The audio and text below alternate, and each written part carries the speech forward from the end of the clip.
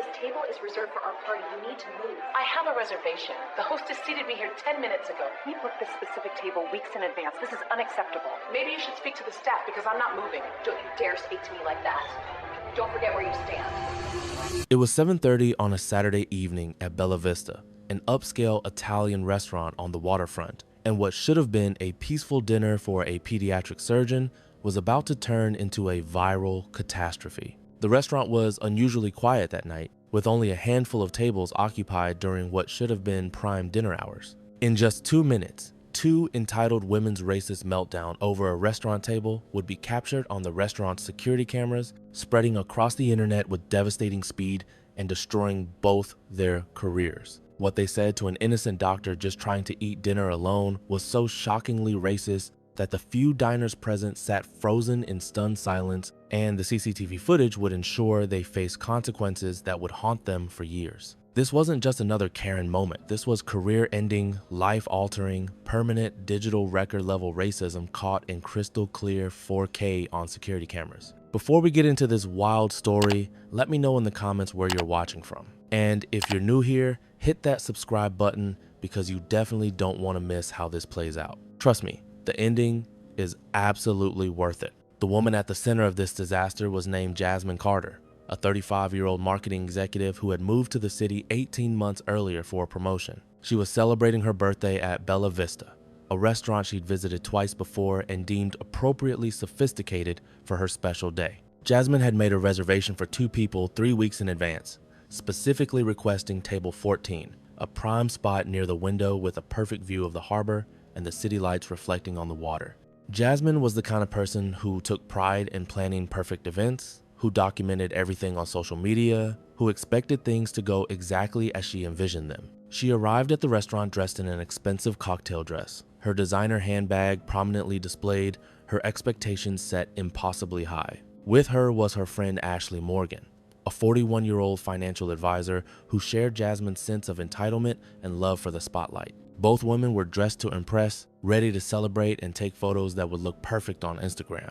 But when the hostess led them to their table, Jasmine stopped dead in her tracks. Someone was already sitting at table 14. Her name was Simone Jackson, a 38-year-old pediatric surgeon who had just finished a grueling 72-hour shift at Children's Hospital. She had come to Bella Vista alone, treating herself to a nice dinner as a reward for getting through one of the most challenging weeks of her career. She had made a reservation for one person at 7:15, and the hostess had seated her at table 14, a small table that was perfect for solo dining, but could be expanded for larger parties. Simone was exhausted but content, sipping a glass of wine and reading through a medical journal on her tablet while she waited for her appetizer. She had specifically chosen this restaurant because it was quiet enough to relax in but nice enough to feel special. She deserved this moment of peace after the week she'd had, after the lives she'd saved, after the family she'd comforted. She had no idea her peaceful evening was about to become a viral nightmare. Jasmine walked directly to table 14, Ashley following close behind. The 2 women stood next to the table, staring down at Simone with expressions that made it clear they believed there had been some kind of terrible mistake. Simone looked up from her tablet, confused by the 2 women hovering over her table. She smiled politely, the way you do when you're not sure if someone needs something. That's when Jasmine told her the table was reserved for their party and she needed to move. Simone's smile faded. She set down her wine glass carefully and explained that she had a reservation and the hostess had seated her at this table. Her voice was calm and professional, the tone of someone used to staying composed in high-pressure situations. But Jasmine wasn't interested in calm explanations. Ashley stepped forward and said they had booked this specific table weeks in advance. She said it like it was the most important thing in the world, like their birthday celebration couldn't possibly happen at any other table in the restaurant. Simone kept her composure. She suggested they speak to the staff about the confusion because she wasn't doing anything wrong by sitting at the table where she'd been seated. Her voice remained level, reasonable, the tone of someone trying to de-escalate an unnecessary confrontation. That's when Jasmine's voice got sharp. She told Simone not to speak to her like that, and then she said it, the words that would seal her fate. She told Simone that people like her always forget their place. The phrase hung in the air like poison, dripping with condescension and unmistakable racism, carrying through the quiet restaurant and causing other diners to freeze mid-bite and look up from their meals. The security cameras positioned throughout the dining room captured every word, every gesture, every moment of what was unfolding. Someone at the bar stood up, looking alarmed. A server paused mid-step. The entire atmosphere of the restaurant had shifted from pleasant dining to collective horror at what they'd just witnessed. Have you ever been blamed for someone else's mistake? Let me know in the comments. At a nearby table, a couple was celebrating their 10th wedding anniversary. The husband, Michael Torres, a 42-year-old high school teacher, noticed the confrontation starting and watched with growing concern. His wife Jennifer sat beside him, equally disturbed by what they were hearing. The entire interaction was being captured by the restaurant's security cameras mounted discreetly throughout the dining room, recording everything in high definition from multiple angles. The restaurant manager, Anthony Ricci, who had been running Bella Vista for 15 years, came hurrying over. He was a professional who prided himself on handling any situation with grace and diplomacy. He approached the table with a welcoming smile, asking how he could help resolve the situation. Jasmine immediately launched into her complaint. She explained that she had made a reservation for table 14 specifically, that it was her birthday, that this was unacceptable service, and that this woman needed to be moved to another table immediately so they could have the spot they'd reserved. Ashley nodded vigorously, adding that they had been planning this evening for weeks. Anthony listened patiently, then asked to see Jasmine's reservation. She pulled it up on her phone, showing him the confirmation email that clearly stated, "Party of 2, 7:30 p.m., table request noted." Anthony nodded, then turned to Simone. He asked gently if she had a reservation as well. Simone showed him her confirmation, which read, "Party of 1, 7:15 p.m., table 14. Anthony's expression shifted as he understood the problem. He explained to Jasmine and Ashley that while they had requested table 14, it was noted as a preference, not a guarantee. The restaurant had seated a single diner there at 7:15 for a one-person reservation, which was standard practice. He said he had several other beautiful tables available near the window, including table 16, which was actually larger and had an even better view. This should have been the end of it. A simple misunderstanding, an offered solution, everyone moves on with their evening. But Jasmine wasn't interested in solutions. Her face flushed with anger. She said that wasn't acceptable, that they had requested this specific table, that she had been planning this evening for weeks, and that it was completely unprofessional to give away their table to someone else. The way she said someone else had a weight to it that made everyone within earshot uncomfortable. Ashley joined in, her voice getting louder. She started talking about how much money they planned to spend at the restaurant, how they were regular customers, they'd been there twice, and how this kind of service was unacceptable at an establishment of this caliber. Both women were creating a scene now, their voices carrying through the quiet restaurant. Anthony remained professional, explaining again that table 16 was available and actually preferable. He offered to have his staff move table settings immediately and even offered a complimentary bottle of wine for the inconvenience. Simone sat quietly through all of this, her hands folded on the table, watching this scene unfold around her. She hadn't asked for any of this. She had done nothing wrong. But she was clearly the problem in their minds, the obstacle preventing a perfect birthday celebration. Jasmine turned her attention back to Simone. She told her that the right thing to do would be to move to another table voluntarily, to show some courtesy and consideration. She said it like Simone was being selfish by simply sitting at the table where the restaurant had seated her. Simone took a deep breath. She spoke directly to Anthony, not to Jasmine or Ashley, and said she was perfectly happy at her current table, that she had been seated here by the hostess, and that she saw no reason to move when she had done nothing wrong. Her voice was still calm, but there was steel underneath it now. That's when both women lost whatever control they had left. Jasmine started talking about how people needed to learn respect, how some people thought they could just take what they wanted, how she was tired of dealing with this kind of behavior. Ashley nodded along, adding her own commentary about certain people not understanding boundaries. And then, in front of Anthony, in front of the handful of diners scattered throughout the restaurant, Jasmine said something that made everyone go silent. She told Simone that maybe if she spent less time trying to eat at restaurants she couldn't afford and more time at places more appropriate for her, there wouldn't be these kinds of problems. Ashley actually laughed and said, "Exactly. People like her need to know their place." The entire restaurant seemed to freeze. Someone gasped. A fork clattered onto a plate. The few diners present stared in shock, unable to believe what they just heard. Simone's hands tightened on the table edge, her knuckles going white, but her face remained composed. This was a woman who had spent years dealing with racism in medical school, in hospitals, in her professional life, who had developed the armor needed to survive, in spaces where people questioned whether she belonged. She looked directly at both women and said quietly, "That was racist," and everyone heard it. Both Jasmine and Ashley's faces went pale, then red, then pale again. You could literally see the moment they realized what they'd said out loud, in public, with security cameras recording, but instead of backing down or apologizing, Jasmine doubled down. She said she wasn't racist, she was just being honest, and that Simone was being oversensitive. Ashley quickly agreed, saying they were just trying to celebrate a birthday and being treated terribly. Anthony's professional composure finally cracked. His voice was firm when he told both women that he needed them to leave the restaurant immediately. He said their behavior was unacceptable, their comments were inappropriate, and they were no longer welcome at Bella Vista. Both women's mouths fell open. They couldn't believe they were being asked to leave. Jasmine started sputtering about how she was the customer, how she had a reservation, how she was being discriminated against. Ashley tried to play the victim too, saying this was unfair treatment, that they were being ganged up on. The irony was completely lost on them both. Anthony was already pulling out his phone, calling the police for a trespass warning.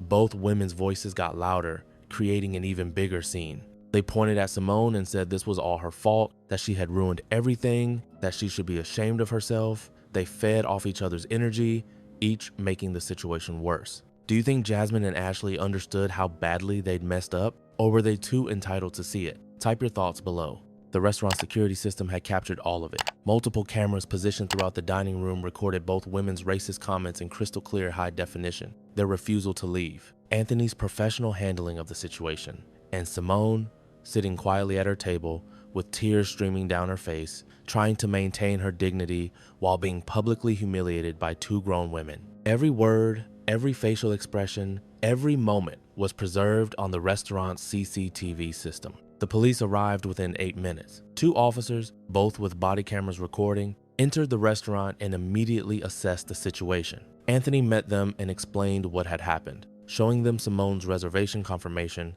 and explaining that both women had made racist remarks and were refusing to leave after being asked. The officers approached Jasmine and Ashley, who immediately tried to paint themselves as the victims. They said they had been discriminated against, that the restaurant had given away their table, that they were being unfairly targeted. They talked over each other, each trying to tell their version first, making the situation more chaotic. One of the officers, a woman named Officer Chen, asked if there was any video footage of the incident. Anthony immediately explained that the entire interaction had been recorded by the restaurant's security cameras. He pulled up the footage on his office computer and the officers reviewed it right there. Officer Chen's expression remained neutral, professional, but when she looked back at both women, something had shifted. She asked them directly why they had made those comments about Simone. She asked why they had refused to move to another table. She asked why they were refusing to leave after being asked by management. Neither woman had good answers. Jasmine tried to claim the footage was taken out of context. Ashley said they never said what everyone clearly heard them say. Both insisted people were ganging up on them, but there were multiple camera angles, witness accounts, too much evidence. The officers explained that they were both being issued trespass warnings and needed to leave immediately. If either of them returned, they would be arrested. Jasmine started crying then, which seemed like a calculated move more than genuine emotion. She kept saying this wasn't fair, that it was her birthday, that she hadn't done anything wrong. Ashley was quieter but equally defiant, crossing her arms and muttering about getting lawyers involved. But fair was Simone sitting at a table where she'd been seated, being told she didn't belong. Fair was having security footage document the truth when someone showed their true character.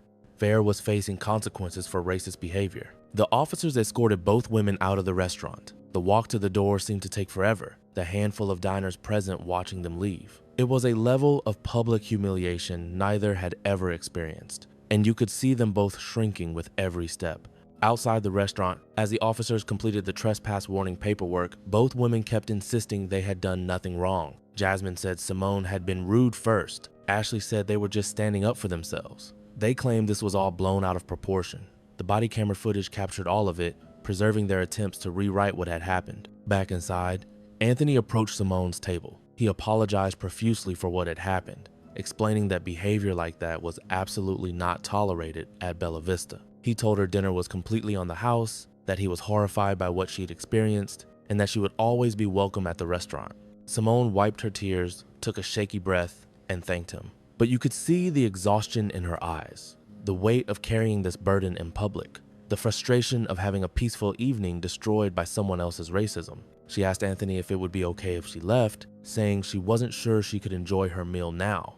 Anthony understood completely, but he asked if she would stay for just a few more minutes. He went to the kitchen and returned with the head chef, Maria, who had worked at Bella Vista since it opened. Maria sat down at Simone's table, and for the next 20 minutes, they talked. Maria shared her own experiences with discrimination. Anthony talked about how they would be using this incident for staff training, and slowly, Simone began to relax. She decided to stay and have her meal after all. And as word spread through the restaurant about what had happened and who Simone was, a pediatric surgeon who saved children's lives, other diners began stopping by her table. They apologized on behalf of humanity. They thanked her for her work. They told her she deserved better. One couple paid for her meal before Anthony could comp it. Another sent over dessert. By the end of the evening, Simone had gone from being publicly humiliated to being surrounded by support, but the trauma of the incident still lingered. The security footage from that evening would soon make its way online. A concerned staff member who witnessed the incident shared it with local news, and from there it spread like wildfire. By the next morning, the crystal clear CCTV footage showing both women's racist meltdown had been picked up by multiple news outlets and shared across social media platforms. The video exploded. Within 3 hours, it had 100,000 views. By morning, it was at 2 million. By Sunday afternoon, it had been shared across every major social media platform, viewed over 15 million times, and picked up by local and national news outlets. The comments section was brutal. People were outraged at both women's behavior, their blatant racism, their complete lack of self-awareness. The security footage was so clear, their words so undeniable, that even the usual both sides crowd couldn't find a way to defend them. News outlets identified Simone and requested interviews.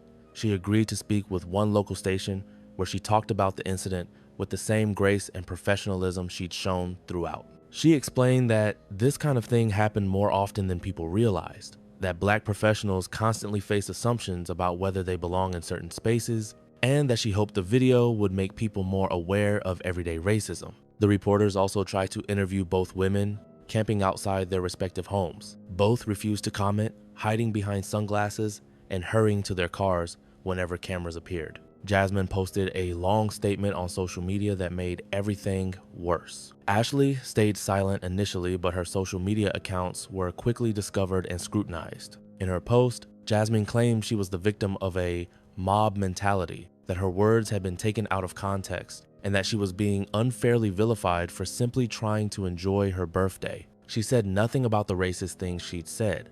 She offered no real apology. She positioned herself as someone being persecuted by cancel culture. Ashley's old social media posts began circulating, revealing problematic views that made her participation in the incident seem less surprising. The internet tore their statements apart within minutes. People posted side-by-side comparisons of what they claimed happened versus what the security footage clearly showed from multiple camera angles. The backlash intensified. Then the internet detectives went to work. Within hours, people had identified both women's employers from their LinkedIn profiles. Jasmine was a senior marketing director for a national retail chain called TrendStyle. Ashley was a financial advisor at a wealth management firm called Preston & Associates. Both companies' social media accounts were immediately flooded with comments, emails, and messages demanding they address their employees' racist behavior.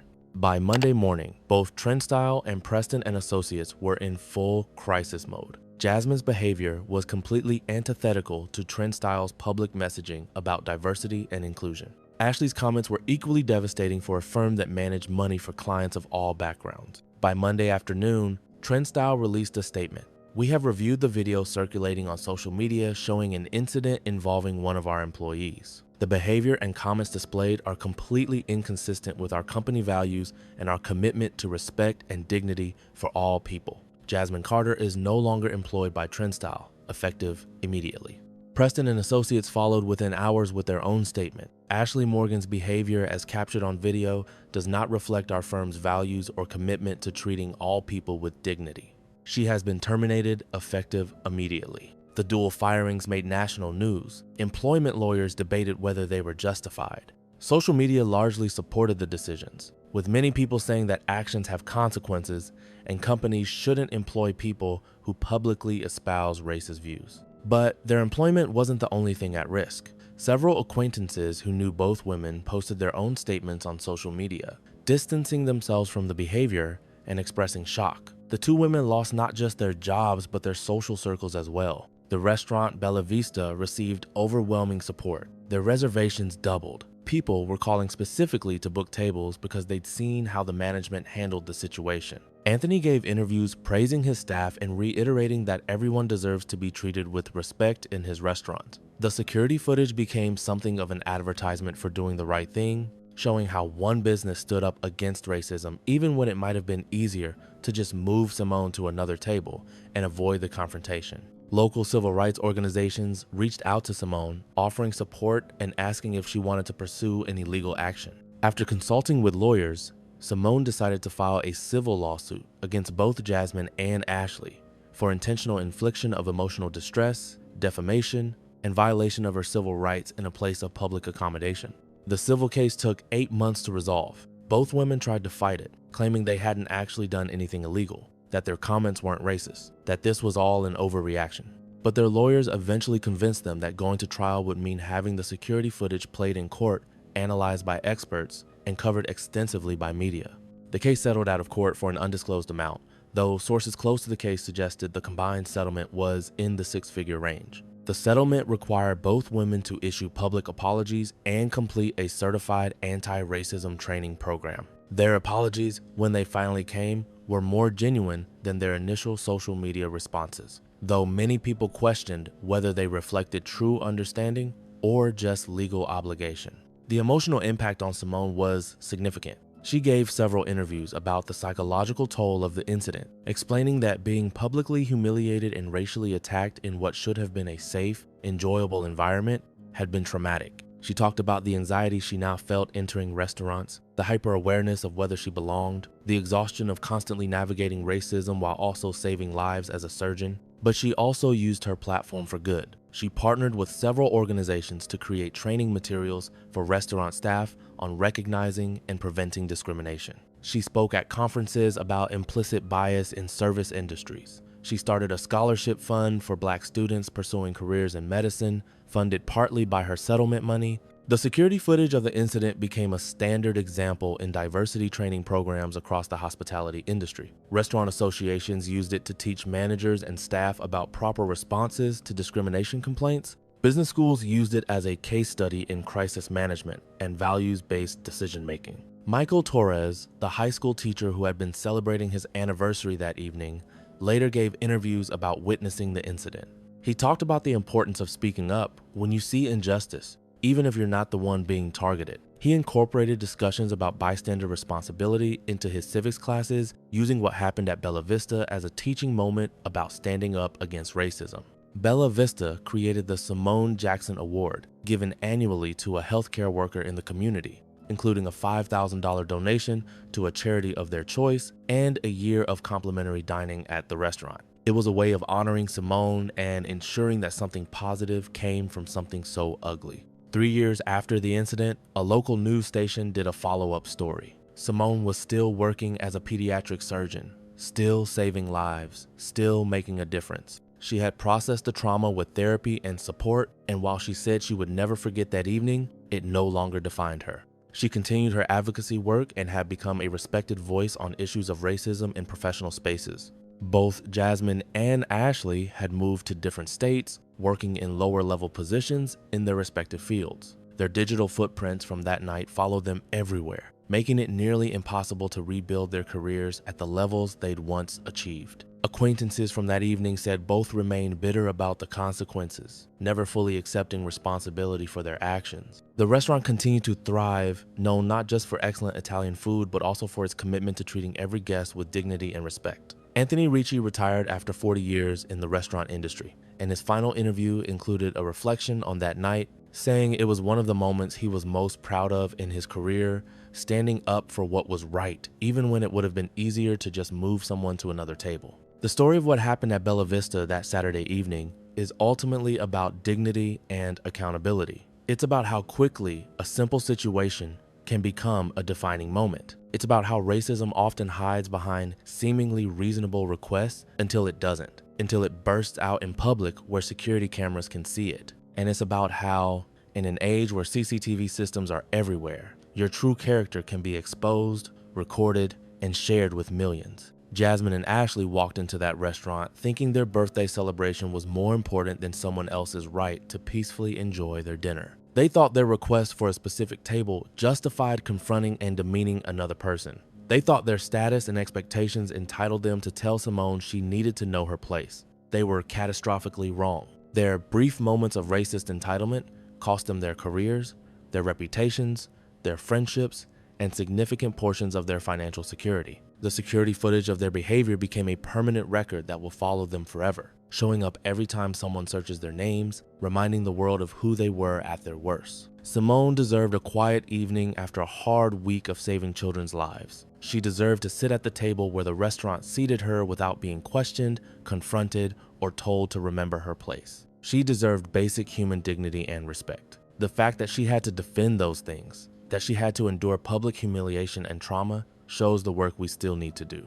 But Jasmine's and Ashley's firings, the settlement, the permanent damage to their reputations, and the widespread support for Simone show that accountability is real, that businesses can choose to do the right thing, that security systems can document injustice, that consequences exist for public displays of racism. So what do you think? Did Jasmine and Ashley deserve what happened to them, or were the consequences too harsh? Have you ever witnessed something like this at a restaurant? Let me know in the comments below. And if this story resonated with you, make sure you share it. Make sure you hit that subscribe button, because stories like Simone's need to be heard, and people like Jasmine and Ashley need to know that security cameras are everywhere. Everything is being recorded, and accountability is real. In the end, Simone just wanted to eat dinner, that's all. And she deserved to do that without being told she didn't belong, without being told to know her place, without having her peaceful evening destroyed by someone else's entitlement and racism. The fact that standing up for that basic right requires security footage, police, lawsuits, and national attention shows how much further we need to go. But every time someone sees that security footage, every time a restaurant staff member remembers how Bella Vista handled it, every time someone thinks twice before making assumptions about whether someone belongs, that's progress. That's the power of accountability. That's why these stories matter. See you in the next one.